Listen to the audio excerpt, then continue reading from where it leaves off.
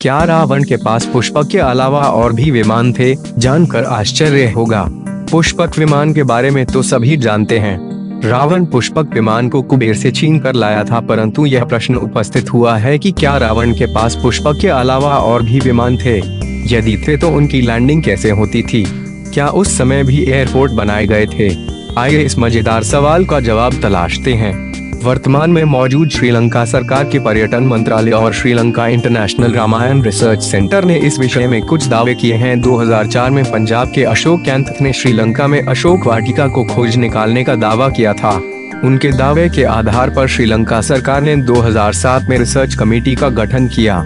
Committee में श्रीलंका के पर्यटन मंत्रालय के डायरेक्टर जनरल क्लाइव सिल्वम, ऑस्ट्रेलिया के डेरेक बाक्सी, श्रीलंका के पीवाई सुंदरेशम, जर्मनी की उर्सला मुल्लर, इंग्लैंड की हिमी जायज को शामिल किया गया। रावण की लंका में कितने हवाई अड्डे थे? विमान कहां उतरते थे?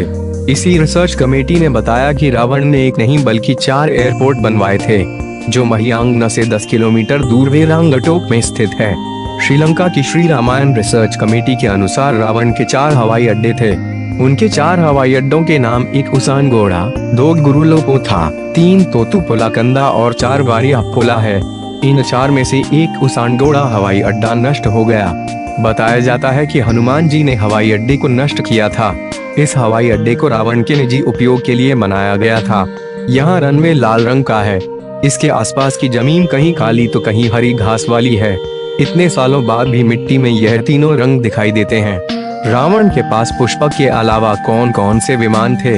इस बारे में कोई प्रमाण नहीं मिला है, परंतु रिसर्च करने वालों को पूरा विश्वास है कि रावण के पास पुष्पक के अलावा भी बहुत सारे विमान थे।